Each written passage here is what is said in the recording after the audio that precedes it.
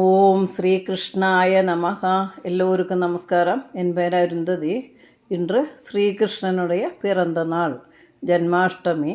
இன்றைய தினம் ஆഘോഷத்தினுடைய சந்தோஷத்தினுடைய தினமாகும். ஸ்ரீகிருஷ்ணனுடைய கதைகள் எவ்வளோ கேட்டாலும் போரும் போரும் என்று தோன்றாத விதத்தில் ஒரு கதை. அது அமிர்தம்தான்.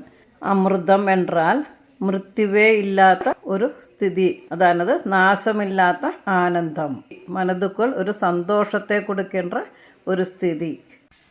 பகவான் கிருஷ்ணனுடைய கதைகளை கேட்டு பக்தி பண்ணும்போது அந்த ஆனந்தத்தை தான் நாம் அனுபவிக்கிறோம். ஸ்ரீகிருஷ்ணனின் கதைகளை கேட்க வேண்டும் என்று ஆசைப்படுபவர்களும் அது சொல்ல வேண்டும் என்று ஆசைப்படுபவர்களும் ஒருபோல் பரிசுத்தமாகிறார்கள், ஆனந்தம் அடைகிறார்கள். அவதாரம் என்பது எதை குறிப்பிடுகிறது? எப்படி நடக்கிறது? எப்போ நடக்கிறது? ஸ்ரீகிருஷ்ணன் சர்வவியாபிதான். கண்ணால் பார்க்க முடியாத ஒரு சக்தி இந்த பிரபஞ்சம் முழுவதும் நிறைந்து நிற்கின்றது.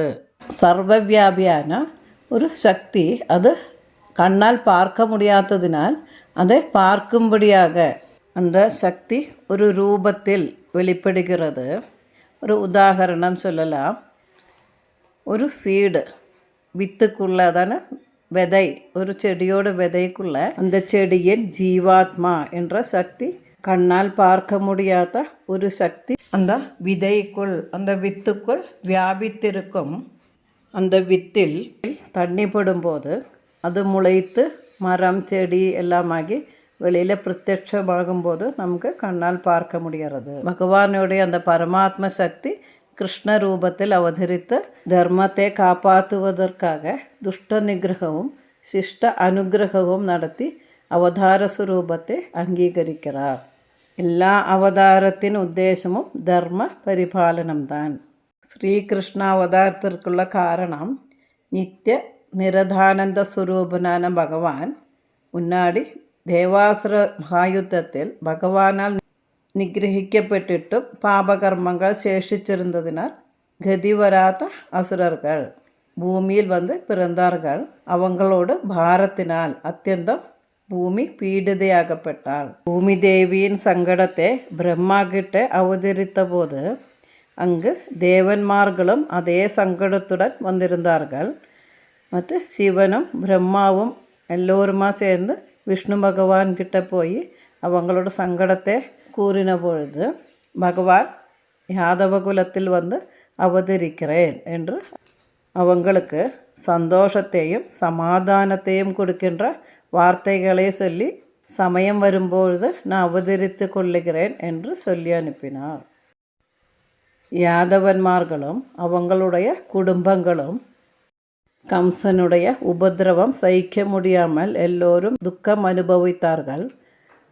அந்த ராஜ்யத்தில் வசிக்கவே முடியாமல் ரகசியமாகி கம்சனை பயந்து ஓரோ ராஜ்யங்களில் போய் வசித்து வந்தார்கள்.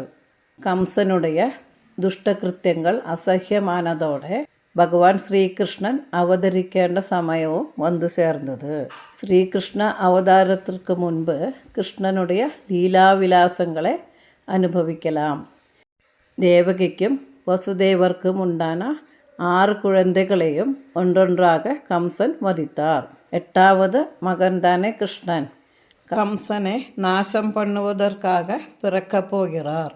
7வது கர்ப்பம் விஷ்ணு வம்சமான விஷ்ணுவின் சந்தத சகஜாரியான அனந்தனுடையதாயிருந்தது. ஆனந்த சுரூபியானதினால் தேவகிக்கு ஆனந்தத்தை வர்த்திப்பித்தது. ஆனால் கூட கம்சனுடைய பிரவൃத்தியில் பயமும் ஜனித்தது. இதறிந்த பகவான் என்ன செய்தார்? தன்னுடைய சக்தி சுரூபிணியான யோகமாயையை பக்கத்தில் கூப்பிட்டு தேவிகிட்ட சொன்னார், சர்வமங்கள சுரூபியான தேவி, நீ கோகுலத்துக்கு போக வேண்டும். அங்கே நந்தகோபனுடைய இடத்தில் போய் வசுதேவனுடைய இன்னொரு மனைவியான ரோஹிணி கம்சனை பயந்து ஒளிந்து தாமசித்து கொண்டிருக்கிறார். தேவகியுடைய கர்ப்பத்தில் என்னுடைய அம்சமான ஆதிசேஷன் உண்டாயிருக்கிறார். என்னோட அம்சமானத்தினால் தேவி அதை தேவகியுடைய கர்ப்பத்திலிருந்து வெளியில் எடுத்து ரோகிணியுடைய உதரத்தில் அந்த குழந்தையை சுகமாகி பிரவேசிப்பிக்கணும். அதற்கப்புறம் യോഗമായ പോയി നന്ദനുடைய മനേവിயான യശോദയിൽ അവതരിക്കണം.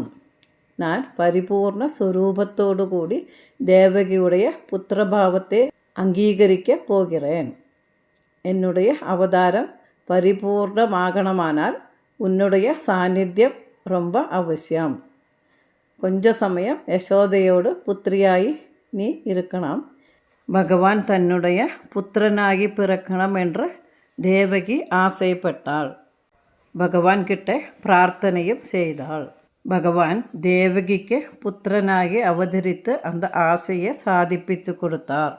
யசோதையோ பகவான் எனக்கு புத்திரபாவத்தில் நான் அந்த குழந்தையை லாளிக்கணும், வளர்க்கணும், ரசிக்கணும், அந்த குழந்தையின் கூட விளையாடணும் என்றெல்லாம் ஆசித்து பகவான் கிட்ட பிரார்த்தித்தாள். ദേവകിയുടെയും യശോദയുടെയും ആശയങ്ങളെ ഭഗവാൻ സാധിപ്പിച്ചു കൊടുത്താൽ ഭക്ത അനുഗ്രഹം അവങ്ങളുടെ ആശയെ നിറവേറ്റി കൊടുക്കുന്നത് தான் பகவானுடைய சந்தோஷம். யோகமாயை கிட்டே பகவான் சொன்னார், நீ பூமியில் அவதரிக்கும் போது பக்தர்கள் உன்னை பூஜிப்பார்கள், நிவேദ്യங்கள் നൽകുவார், அவங்களுக்கு நீ வரதானம் നൽകി அனுகிரகம் பண்ண வேண்டும். அதற்கு தேவையான சக்தியை நான் உனக்கு தானம் பண்ணுகிறேன் என்று சொல்லி ஆசீர்வதித்து அனுகிரகமும் பண்ணினார். அந்த தேவியை பூமியில் ஜனங்களுக்கு பூஜை பண்ணி அனுகிரகம் கிடைக்கிறதுக்காக அவதரிப்பிக்க செய்தார் பகவான். பகவான் தேவி கிட்ட அருளி செய்தார், பூமியில ஜனங்கள் உனக்கு நிறைய இடங்களில் ஸ்தானமானங்கள் கல்பிப்பார்கள். துர்கா, பத்ரகாளி, விஜயா, வைஷ்ணவி, குமுதி, சண்டிகா, கிருஷ்ணா, மாதவி, கன்யகா, மாயா, நாராயணி, ஈஸ்வரி, சாரதா, அம்பிகா, இப்படி உனக்கு நிறைய நாமங்கள் உண்டாகும். மனிதர்கள் உன்னை கீர்த்திப்பார்கள். அவர்களுக்கு தேவையான விதத்தில் சக்தியும் அனுகிரகവും கொடுத்து நீ ஆசிர்வதிக்கணும். தேவி கிட்ட கிருஷ்ணன் விவரிக்கிறார், தேவகி கர்ப்பத்தில் நின்றும் ஆகர்ஷித்து யசோதையோட கர்ப்பத்திற்கு மாற்றியதினால் அந்த குழந்தை சங்கர்ஷ்ணன் என்ற நாமத்துக்கு அர்ஹனாவன். சௌந்தர்ய குணங்களால் சகல ஜீவிகளையும் ஆனந்திப்பிக்கிறதுனால ராமன் என்ற பெயரிலும் பலவான்மார்களுடைய பலங்களையெல்லாம் ஜெயிக்கத்தக்க விதம் அதிபலவானத்தினால பலன் என்றும் சேர்த்து அவனுக்கு பலராமன் என்ற பெயரிலும் அறியப்படுவன். யோகமாயா பகவானுடைய ஆக்னியை அதி ஆதரவுடன் സ്വീകരിத்தாள். அந்த கல்பனையை செய்ய வேண்டியதான சக்திக்கு வேண்டி பகவானை பிரதட்சணம் செய்து பூமிக்கு சென்றாள். ஸ்ரீகிருஷ்ண அவதாரத்துக்கு வேண்டி பகவானுடைய புறப்பாடு. പദ്ധതികൾ തയ്യാറാക്കി സർവത്ര ആത്മസ്വരൂപേണ വ്യാപിത്തിരിக்கிற ഭഗവാൻ സർവാത്മന ആശ്രയിக்கிற பக்தன்மாருடைய ஜன்மாதி பயங்களே நீக்கிறதுக்கும் பகவானுடைய எல்லா அவதாரங்களையும் ஒன்றாக சேர்த்து പൂർണ്ണാനന്ദ സ്വരൂപനായി വസുദേവനുடைய മനസ്സിൽ തേജസ് രൂപേണ പ്രവേശിത്താർ. മനിതർகளிலும் മറ്റ് ജീവൻകളിലും ധാതുക്കളുடைய സംബന്ധം മൂലமாக ജനിക്കുന്നത് പോലെ അല്ല ഭഗവാനുடைய ജനനം. ഉത്തമ പുരുഷൻ, മഹാപുരുഷൻ, மகாசக்தி, பரமாத்மா என்றெல்லாம் பேருகளில் அறியப்படுகிற அந்த பரமாத்ம சக்தியான பகவானுடைய அந்த தேஜஸை വസുദേവനുடைய ഹൃദയത്തിൽ പ്രവേശിപ്പിത്താർ. അതിനുடைய ഗുണം വസുദേവനിൽ കാണത്തുടങ്ങിയെടുത്തു. വസുദേവർ സൂര്യനെ പോലെ പ്രകാശിത്താർ. സദ്ഗുരുക്കന്മാர்கள் തங்களுடைய ശിഷ്യர்களுக்கு மந்திரங்கள் சொல்லிக் கொடுத்து தியானிக்க வேண்டிய மூர்த்தியை ശിഷ്യர்களுடைய ഹൃദയത്തിൽ പ്രവേശിപ്പിക്കുന്നത് போல் വസുദേവരും തന്നുடைய ഹൃദയത്തിൽ പ്രകാശിത്തു കൊണ്ടിരിക്കുന്നതും സർവാത്മാവാകിയും നിത്യനും പരിപൂർണ ജ്ഞാനത്തിനാൽ ഐശ്വര്യങ്ങളോടു കൂടി സകല ഉലകങ്ങൾക്കും മംഗളം നൽകുന്നതുமான ഭഗവാനുடைய அந்த தேஜஸை தேவகியுடைய ஹிருதயத்தில் சமர்ப்பித்தார். 3 ஜென்மங்களிலும் மங்களஸ்வரூபிணியாகியிருந்த தேவகி மனதில் சங்கல்பம் செய்து கொண்டு பகவான் தனக்கு புத்திரனாக பிறக்கണമെன்று ஆசித்து கொண்டிருந்தாள். அப்படி தியானித்து கொண்டிருந்த தேவகியுடைய மனதிற்குள் வசுதேவர் பகவானுடைய தேஜஸை சமர்ப்பித்தார். ആമൈ അതാണത് ടോർട്ടോയ്സ് അതിനുடைய കുഞ്ചുകളെ ധ്യാന മാത്രത്തിൽ വളർത്തിക്കൊണ്ടുവരുവതുപോൽ സദ്ഗുരു തന്നുடைய യോഗ്യനാന ശിഷ്യനുക്ക് മൂർത്തി സ്വരൂപത്തെ ഉറപ്പിத்து കൊടുപ്പതുപോൽ വസുദേവർ ധ്യാന മാത്രത്താൽ ഭഗവാനുடைய அந்த ஆனந்த സ്വരൂപமான തേജസ്സെ ദേവകിയിൽ പ്രവേശിപ്പിത്താർ. தேவகியும் சுலபத்தில் அந்த பகவானுடைய தேஜஸை சந்தோஷத்துடன் தன்னுடைய ஹிருதயத்தில் மனதுக்குள் தெரித்து கொண்டாள். தேவகியுடைய ஹிருதயகமலத்தில் தியானஸ்வரூபனாகிய பகவான் சுயம் அந்த தேஜஸை பிரத்யேகமான மூர்த்தியை தரித்து கொண்டு உதரத்தில் வளரத் தொடங்கினார்.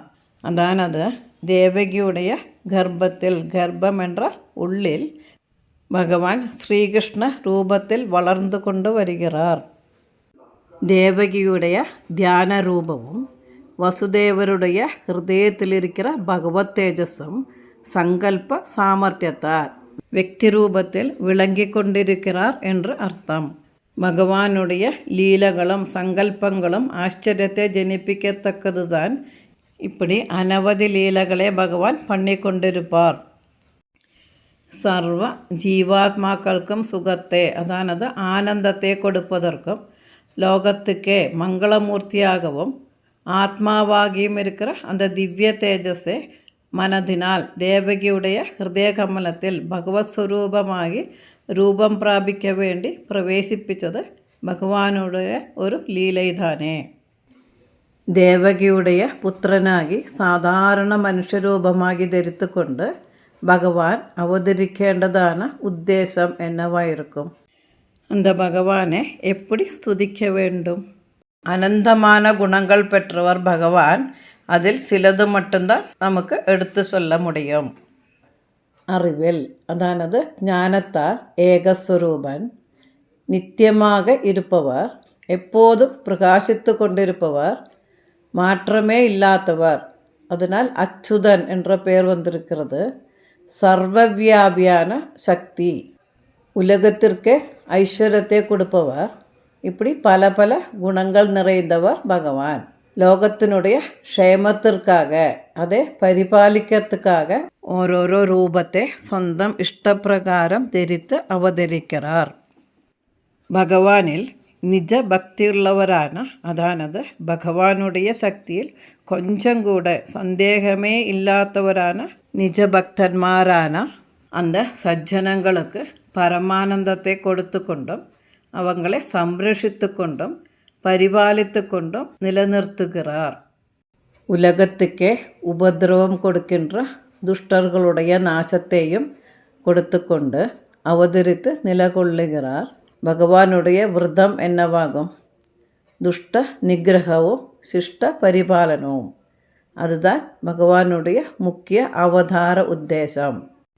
பகவானுடைய குணங்களை மனதில் பஜித்து கொண்டிருக்கிறவங்களுக்கும் பகவானை மட்டும் ஆசிரியமாகி நம்பிக்கொண்டிருக்கிறவங்களுக்கும் எளிதாக சம்சார துக்கத்தை நாசம் பண்ணுவதற்கு பகவத் பக்தியினால் சாத்தியமாகிறது. அது மட்டுமா, பகவானுடைய ரூப அழகு ஆனந்த அனுபவ ரூபமாகி எப்போதுமே விளங்கி கொண்டிருக்கிறார். பகவானுடைய அந்த கருணை கடாட்சம் மட்டும்தான் ஜீவாத்மாக்களுடைய துக்கத்தை நசிப்பிக்கிறது. பகவானை ஆசிரியப்பவர்களுடைய அந்தகாரத்தை நாசம் பண்ணி சுயமாக பிரகாச ரூபத்தில் பகவான் அவங்களில் திளங்குகிறார். பகவானுடைய பாத கமலத்தை கெட்டியாக சர்வதா எப்போதும் பிடித்து கொண்டு எப்போதும் ஆசிரயித்து கொண்டிருந்தால் அந்த பக்தன்மார்கள் அதபதிக்கிறதில்லை. பகவானுடைய பாதத்தில் பரம பிரேமத்தினால் அது ஸ்திரமாகி கழிந்தால் பகவானுடைய சொந்தம் ஜனங்களாகி பார்க்கிறார். உத்தம சுகுர்த்தாகி பவிக்கிறார். அசுப பாவனைகள் அவரை ஒரு காலம் பாதிக்கிறதில்லை. சன்மார்க்கத்திலிருந்து அவங்க தப்பி போவதில்லை. நான் என்ற அகங்காரம் அவங்களுக்கு உண்டாவதில்லை. காரணம் எல்லாம் பகவானுடையது என்ற மனதில் ஸ்திரமாகி வைத்திருப்பார்கள். எல்லாம் பகவான் தான் என்ற அந்த ஒரு போதம். இந்த சிந்தனைகள் ஆனந்த மார்க்கத்திற்கு வழிகாட்டுகிறது. மகாபிரபுவினுடைய தாசனாகையால் அவர் சமர்த்தர் அல்ல என்றால் கூட சமர்த்தனான பகவானாகி கண்டு சர்வ கர்மங்களையும் பகவானில் சமர்ப்பிக்கிறார். எல்லாம் நீதான், எல்லாம் நீ பார்த்து கொள்ளுவாய், பகவான் பார்த்து கொள்ளுவார் என்று மனதில் சிந்தனை செய்து கொண்டு மன சமாதானத்துடனும் மனசாந்தியுடனும் வாழ்ந்து கொண்டிருப்பார்கள். லக்ஷ்மிகாந்தனை ஆசிரியிக்கிறதுனால் சர்வ ஐஸ்வர்யங்களும் தானே வந்து சித்திக்கிறது. பகவானை மட்டும் ஆசிரியத்து கொண்டிருப்பவரை அதை பதிப்பிக்க மற்ற ஏது சக்திக்கும் முடியாது. பிரபுவினுடைய பிரபுத்துவம் ஆசிரியന്മാர்களை காப்பாற்றுறது தான். ஸ்ரீகிருஷ்ண அவதார மகாத்மியத்தை அறிந்து பகவானையே சரணம் பிராபிக்க வேண்டும். ஸ்ரீமத் பாகவதம் 10ஆம் ஸ்கந்தத்திலிருந்து ஸ்ரீகிருஷ்ண அவதார மகிமையை குறித்து உள்ள விஷயங்களே தான் நான் இங்கு பகிர்ந்து கொண்டிருக்கிறேன். பகவத் கதைகளை கேட்க வேண்டும் என்று ஆசைப்படுபவர்களுக்கும் அது சொல்லிக் கொடுப்பவர்களுக்கும் அதே கேட்குறவங்களுக்கும் மற்றும் எல்லோருக்கும் மங்களம் பவிக்கட்டும். சர்வம் ஸ்ரீகிருஷ்ணார்ப்பணமஸ்து.